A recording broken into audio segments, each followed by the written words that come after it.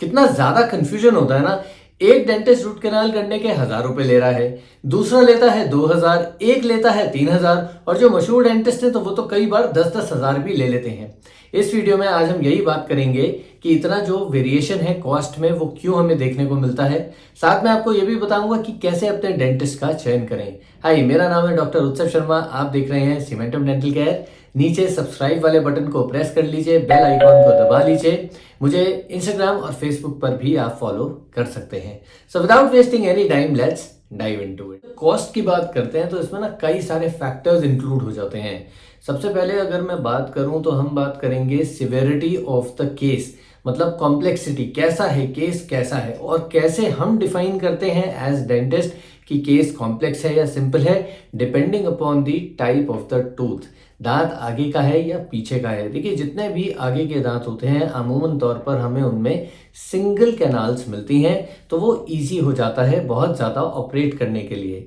But where as जो molars होते हैं, ऑब्वियस सी बात है, वहाँ पे जब कैनाल्स ज़्यादा हैं, रूट्स ज़्यादा हैं, कैनाल्स भी ज़्यादा हैं, तो वहाँ पर एक्सेस ओपनिंग चैलेंजिंग बन जाती है मेनी अ टाइम्स। तो एक सबसे बड़ा कारण ये भी बन जाता है कॉस्ट वेरिएशन का, कि दांत आगे का है या पीछे का है।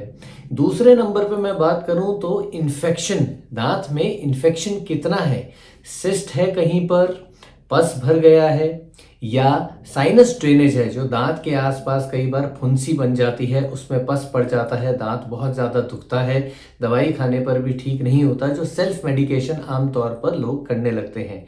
तो एक उसके ऊपर भी डिपेंड करता है कॉस्ट का वेरिएशन, क्योंकि यदि जब इन्फेक्शन बहुत ज़्यादा हो जाता है तो पहले दवाइयाँ चलती हैं जड़ों में, यानी रूट्स के अंदर हम इंट्राकेनाल मेडिकेमेंट्स दवाइयाँ डालते हैं, छोड़ते हैं। ड्रेसिंग, जैसे एक अमूमन तौर पर किसी के चोट लग जाती है, हाथ पैरों में छिल जाता है, कट जाता है, तो वहाँ पे ड्रेसिंग होती है, ऐसी दांतों की भी ड्रेसिंग की जाती है।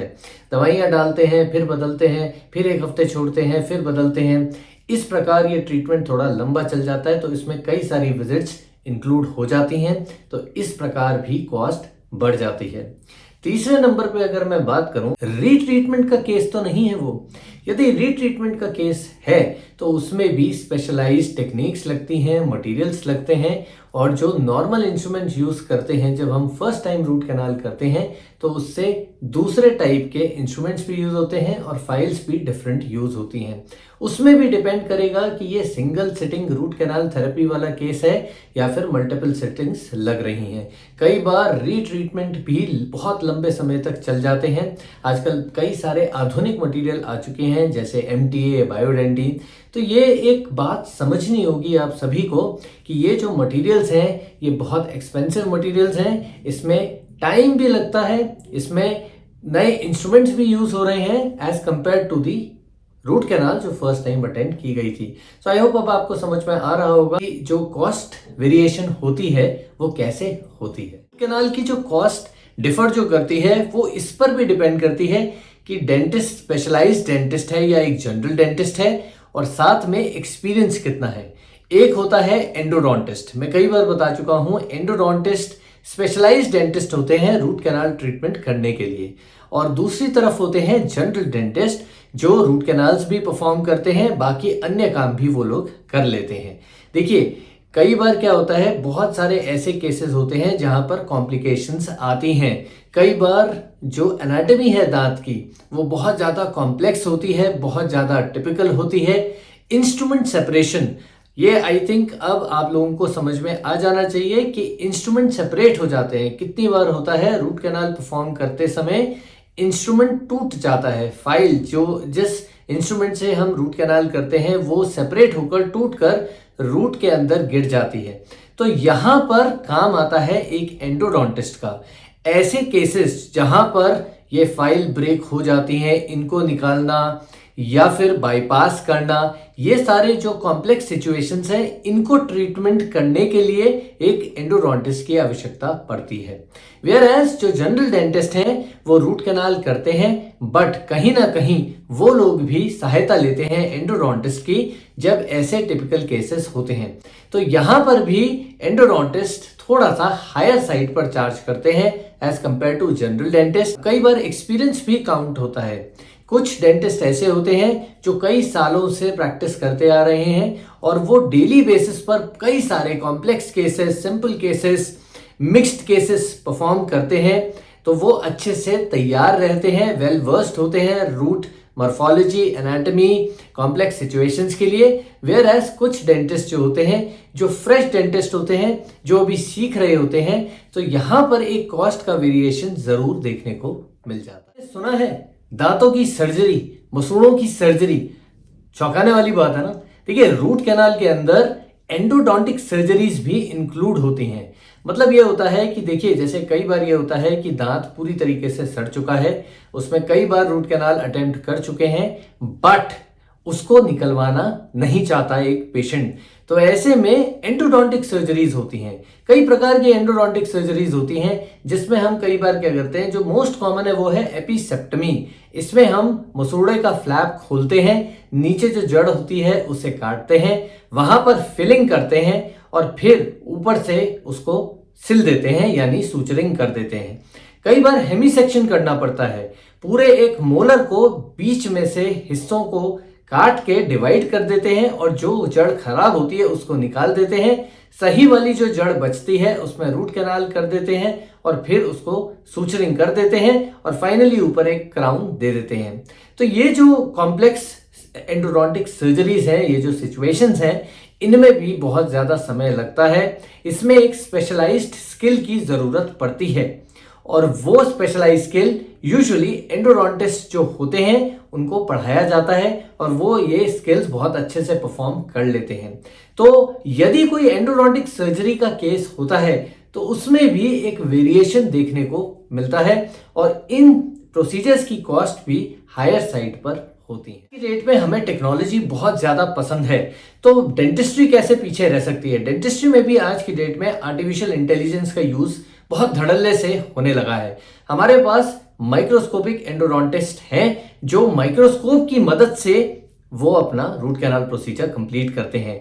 सो ऐसे एंडोडोंटिस्ट थोड़ा सा हायर चार्ज करते हैं, इनफैक्ट बहुत ज्यादा चार्ज करते हैं, क्योंकि इनमें स्किल्स भी हैं और वो मशीन की कॉस्ट भी है। कोन बीम कंप्यूटेड टोमोग्राफी, इसमें हमें पूरे दांतों की इमेज एक साथ दिख जाती है, हमें कैनाल्स की लोकेशन पता चल जाती है, फोरामन कहां पर है, कहीं पे एक्स्ट्रा रूट है, रूट के अंदर कोई फ्रैक्चर तो नहीं है, साइनस लाइनिंग के कितना पास है दांत, ये सब हमें सब कुछ पहले ही पता चल जाता है। तो इससे हम कॉम्प्लिकेशन से बच जाते हैं।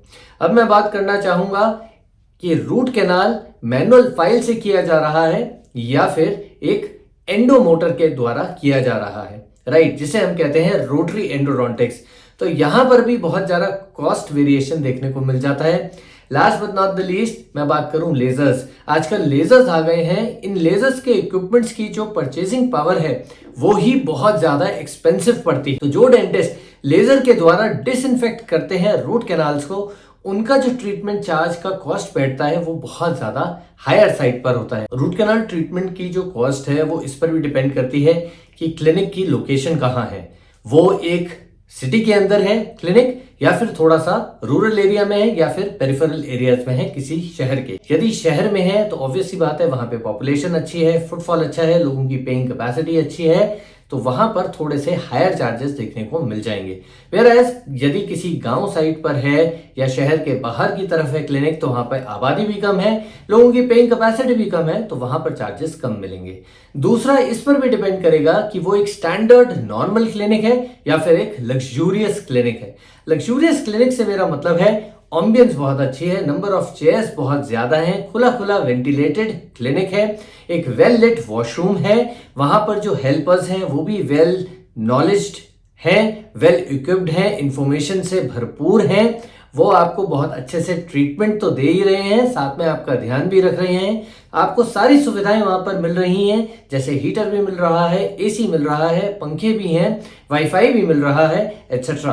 वेयरएज जो एक स्टैंडर्ड क्लिनिक है जहां पर साफ सफाई का भी ज्यादा ध्यान नहीं रखा जाता, स्टाफ जो है वो भी बहुत ज्यादा परिचित नहीं है कैसे अपने पेशेंट्स को अटेंड करना है, कैसे उनका ध्यान रखना है, वहां पर वॉशरूम्स है ही नहीं, बिल्डिंग है तो उसमें कोई कॉमन बाथरूम यूज करवाया जाता है पेशेंट्स को। आई होप अब आप समझ गए कि कैसे रूट कैनाल की जो कॉस्ट है वो वेरी करेगी। रूट कैनाल की जो ट्रीटमेंट कॉस्ट जो बैठती है वो इस पर भी डिपेंड करती है कि मटेरियल कौन से यूज किए गए हैं। स्टैंडर्ड मटेरियल्स यूज किए गए हैं ट्रीटमेंट में या सब स्टैंडर्ड यूज किए गए हैं। कई बार जो फाइल्स हम एंडोडोंटिक फाइल्स यूज करते हैं वो रिपीटेडली यूज की जाती है, जिससे उनकी कटिंग एफिशिएंसी या जो काम करने की जो एफिशिएंसी उन फाइल्स की बहुत ज़्यादा कम हो जाती है, जिस वजह से प्रॉपर तरीके से ट्रीटमेंट होता ही नहीं है। रूट कैनाल करने के बाद भी आपने अक्सर सुना होगा कि दांतों में कई बार पस पड़ जाता है, दर्द रहता है, तो ये सारे फैक्टर्स भी वहां पर गवर्न हो जाते हैं।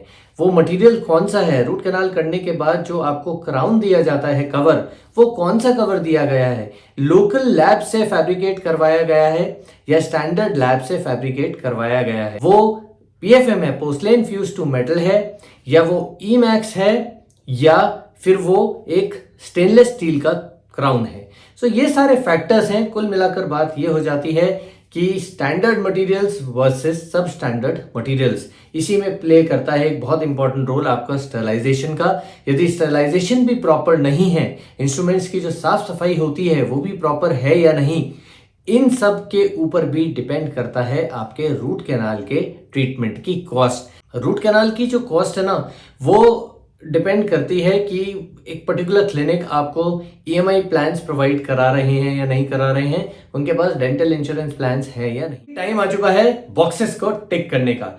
कॉपी पेंसिल ले लीजिए। नेक्स्ट जब भी आप अपने डेंटिस्ट के पास जाते हैं उनसे ये चीज जरूर पूछिए, या किसी भी नए डेंटल क्लिनिक में जाते हैं तो इन बॉक्सेस को टिक कर लीजिए। उसके बाद आपकी सारी कंफ्यूजन दूर हो जाएगी। फिर फाइनली आप कंपेयर कर सकते हैं डिफरेंट रूट कैनाल ट्रीटमेंट के चार्जेस को, और जहां से अच्छा लगता है वहां से आप अपना ट्रीटमेंट करवा सकते हैं। सबसे पहले आप उनसे पूछिए कि वो एक स्पेशलाइज्ड डेंटिस्ट है, एक जनरल डेंटिस्ट है, कौन सी टेक्नोलॉजी उनके यहाँ यूज होती है, एआई ड्रिवन टेक्नोलॉजी है या फिर उनके यहाँ माइक्रोस्कोपिक एंडोडोंटिक्स परफॉर्म की जाती है, नहीं की जाती, रोटरी एंडोडोंटिक्स है या मैनुअल एंडोडोंटिक्स के द्वारा उनके यहाँ रूट कैनाल किया जाता है या नहीं किया जाता, जो मटेरियल है वो स्टैंडर्ड है, सब स्टैंडर्ड है, जो क्राउन्स के मटेरियल हैं वो कौन से हैं, उनकी फैब्रिकेशन कौन से लैब से होती है, लोकल लैब्स या फिर एक स्टैंडर्ड लैब से होती है। इसके अलावा उनसे आप ये भी बात कीजिए उनका एक्सपीरियंस कितना है, पास्ट कहीं पे उनका एकेडमिक करियर था तो वो भी उनसे पूछ लीजिए। इसके बाद फाइनली आप कंपेयर कर सकते हैं कॉस्ट को कि हाँ, dental clinic A they are charging this much, dental clinic B ये मुझसे इतना ले रहे हैं, एंड डेंटल क्लिनिक सी ये मुझसे इतना ले रहे हैं। तीनों ही डेंटल क्लिनिक्स में आपको ये समझ में आ जाएगा जब इन सारे फैक्टर्स को आप कंपेयर करेंगे। उसके बाद जहां से आपका मन करता है वहां से आप अपना ट्रीटमेंट जरूर करवा सकते हैं। I hope you guys enjoy this video. अगर वीडियो अच्छा लगा तो लाइक शेयर कमेंट जरूर कर दीजिए। आपके कोई सवाल है तो मुझसे पूछ सकते हैं cementumdentalcare@gmail.com पर। Stay happy, stay healthy and see in the next video. Bye.